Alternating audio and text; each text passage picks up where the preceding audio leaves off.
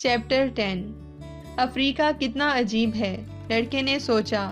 وہ ایک ایسی ہی بار میں بیٹھا ہوا تھا جیسی کہ اس نے ٹنگیر کے کنارے دیکھی تھی۔ کچھ لوگ حقہ پی رہے تھے۔ چند گھنٹوں میں اس نے دیکھا کہ لوگ ہاتھ میں ہاتھ ڈالے چل رہے ہیں۔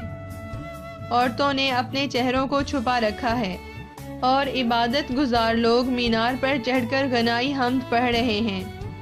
اس کے قریب لوگ گھٹنوں کے بل جھکے اور اپنی پیشانی کو فرش پر رکھ رہے ہیں۔ لا مذہبوں کی ایک مشق، اس نے خود سے کہا، جیسے چرچ میں کوئی بچہ سینٹ سنتیاگو میٹامورس کی شبیہ کو اپنے سفید گھوڑے پر کھلی ہوئی تلوار کے ساتھ بیٹھا ہوا دیکھتا رہتا ہے، جو ذہنی تصور میں اپنے پیروں پر جھک رہا ہے۔ لڑکے نے سخت تنہائی اور ناگواری محسوس کی۔ لا مذہبی لوگ شیطان دکھائی دے رہے تھے۔ سفر کی عجلت میں وہ ایک بات بھول گیا تھا، صرف ایک بات جو اسے طویل مدت تک خزانے سے دور رکھ سکتی تھی۔ اس ملک میں صرف عربی بولی جاتی تھی۔ بار کا مالک اس کے پاس آیا۔ اس نے قریب کی میز پر پیش کیے جانے والے مشروب کی طرف اشارہ کیا۔ وہ ایک کسیلی چائے تھی۔ لڑکے نے شراب کو ترجیح دی، لیکن فی الحال اسے کوئی فکر نہیں تھی۔ اسے اگر فکر تھی تو خزانے کی فکر تھی۔ وہ اس کو حاصل کرنے کے لیے کیسے اور کہاں جائے گا؟ بھیڑوں کی فروخت سے اس کے بٹوے میں کافی پیسے تھے۔ لڑکا جانتا تھا کہ پیسوں میں جادو کی قیمت ہوتی ہے۔ جس کے پاس پیسے ہوتے ہیں وہ سچ مچ تنہا نہیں ہوتا۔ جلد ہی ممکن ہے چند روز کے اندر وہ احرام مصر میں ہو۔ بوڑھا شخص جس کے سینے پر سونے کی پلیٹ لگی ہوئی تھی، وہ چند بھیڑوں کے لیے غلط بیانی نہیں کر سکتا تھا۔ بوڑھے شخص نے اشاروں اور شگن کے متعلق گفتگو کی تھی۔ لڑکا جب آبی گزرگاہ عبور کر رہا تھا تو اس نے غیبی اشارے کے متعلق سوچا۔ ہاں، بوڑھے شخص کو یقیناً معلوم تھا کہ وہ کس کے متعلق بات کر رہا ہے۔ اس نے اندلسیہ کے میدانوں میں کچھ وقت گزارا تھا۔ اس دوران اس نے زمین اور آسمان دیکھ کر راستے کا تعین کرنا سیکھ لیا تھا۔ اسے معلوم ہو گیا تھا کہ پرندوں کی موجودگی کا مطلب سانپ کا قریب ہی ہونا ہوتا ہے۔ اگر کہیں گھاس پھوس نظر آئے تو اس کا مطلب یہ ہوگا کہ قریب ہی پانی موجود ہے۔ یہ سب میں نے بھیڑوں سے سیکھا ہے۔ اگر خدا بھیڑوں کی اتنی اچھی رہنمائی کرتا ہے تو پھر وہی انسان کی بھی کرے گا، اس نے سوچا۔ اس خیال نے اس کی طبیعت بحال کر دی۔ چائے کے کسیلے پن میں کمی واقع ہو گئی۔ تم کون ہو؟ نووارد نے اسپینی زبان میں پوچھا۔ لڑکے کو اطمینان ہو گیا۔ وہ غیبی اشارے کے متعلق سوچ رہا تھا کہ اتنے میں کوئی شخص آ گیا۔ کیا تم اسپینی زبان جانتے ہو؟ اس نے پوچھا۔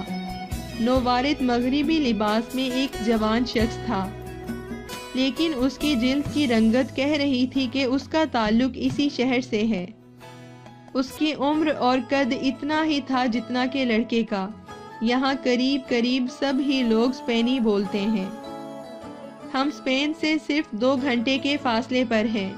بیٹھ جاؤ اور مجھے تواضع کا موقع دو، لڑکے نے کہا۔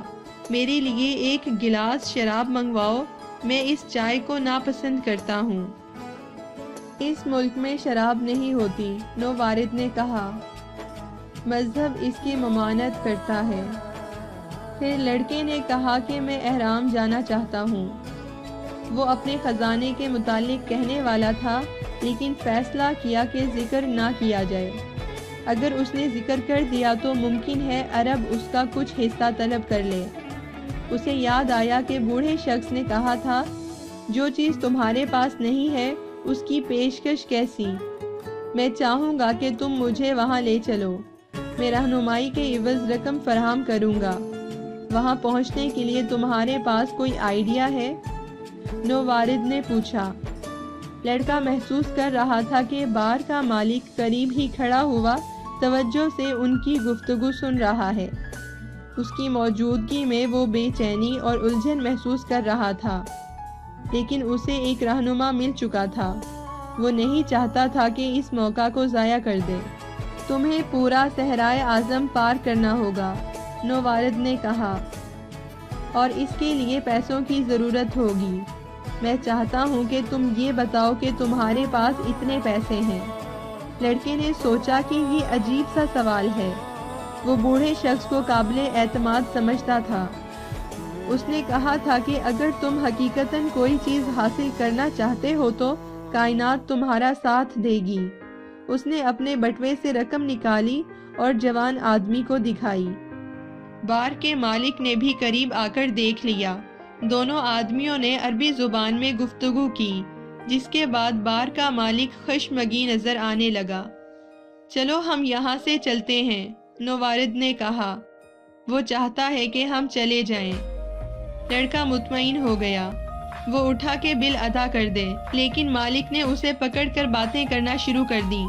وہ غضبناک نظر آ رہا تھا۔ لڑکا توانا اور طاقتور تھا۔ وہ جواب دینا چاہتا تھا، لیکن وہ ایک دوسرے ملک میں تھا۔ اس کے نئے دوست نے مالک کو دھکا دے کر ایک طرف کیا اور لڑکے کو کھینچتا ہوا باہر لے گیا۔ وہ تمہارے پیسے ہتھیانا چاہتا ہے، اس نے کہا۔ ٹنگیر باقی افریقہ جیسا نہیں ہے۔ یہ ایک بندرگاہ ہے اور ہر بندرگاہ پر چور ہوتے ہیں۔ لڑکے کو نئے دوست پر اعتبار تھا۔ اس نے خطرناک صورتحال سے اسے نکالا تھا۔ اس نے اپنے پیسے نکال کر گنے۔ ہم کل تک اہرام پہنچ سکتے ہیں۔ دوسرے شخص نے پیسے لیتے ہوئے کہا، لیکن ہمیں 2 اونٹ خریدنے ہوں گے۔ وہ ٹنگیر کی تنگ سڑک پر چلنے لگے۔ ہر 4 جانب فروخت ہونے والی اشیاء کے سٹال لگے ہوئے تھے۔ وہ ایک بڑے پلازا کے سامنے پہنچے جہاں بازار تھا۔ وہاں ہزاروں لوگ بحث مباحثہ کرتے خرید و فروخت کر رہے تھے۔ خنجر اور سبزیاں ساتھ ساتھ، جبکہ تمباکو کے برابر قالین موجود تھی۔ لیکن لڑکے نے اپنی نگاہیں نئے دوست سے نہیں ہٹائیں، کیونکہ اس کے سارے پیسے اسی کے پاس تھے۔ اس نے سوچا کہ اس سے واپس لے لے، لیکن فیصلہ کیا کہ یہ غیر دوستانہ عمل ہوگا۔ وہ جس اجنبی ملک میں تھا وہاں کے طور طریقوں سے ناواقف تھا۔ بس میں اس پر نظر رکھوں گا، اس نے خود سے کہا۔ وہ اس بات سے آگاہ تھا کہ اپنے دوست سے زیادہ طاقتور ہے۔ ان تمام الجھنوں کے درمیان اس کی نظر ایک بہت ہی خوبصورت تلوار پر پڑی۔ ایسی تلوار اس نے کبھی نہیں دیکھی تھی۔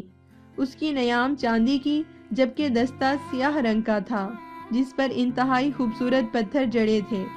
لڑکے نے خود سے عہد کیا کہ وہ جب مصر سے واپس لوٹے گا تو اس تلوار کو ضرور خریدے گا۔ سٹال کے مالک سے دریافت کرو کہ اس تلوار کی کتنی قیمت ہے، اس نے اپنے دوست سے کہا۔ پھر دیکھا کہ وہ چند لمحے تلوار کو حیرانی سے دیکھتا رہا۔ اس کا دل ڈوبنے لگا، جیسے اس کے سینے کو یکایک دبا دیا گیا ہو۔ اسے ادھر ادھر دیکھنے سے خوف محسوس ہو رہا تھا، کیونکہ وہ جانتا تھا کہ اسے کیا ملنے والا ہے۔ وہ کچھ زیادہ دیر تک تلوار کو دیکھتا رہا، پھر ہمت بحال کرتے ہوئے گھوما۔ اس کے چاروں جانب بازار تھا، جس میں لوگ آ رہے تھے، خریداری کر رہے تھے۔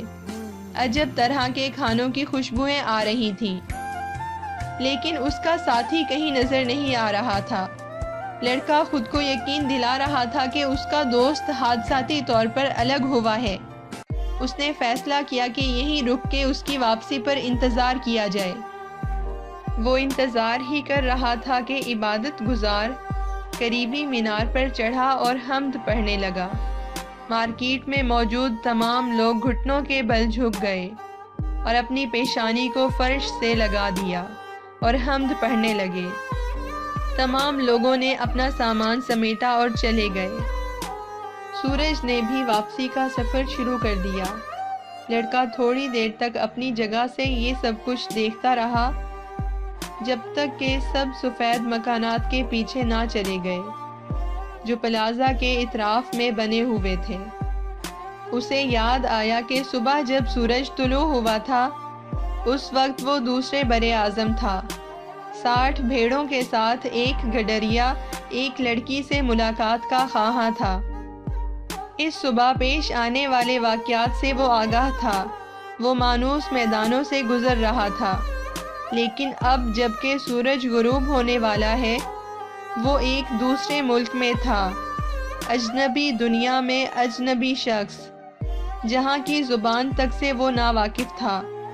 وہ اب گڈریا نہیں تھا اور نہ ہی کوئی دوسری شے اس کے پاس تھی، یہاں تک کہ پیسے بھی نہیں تھے تاکہ وہ نئے سرے سے ابتدا کرے۔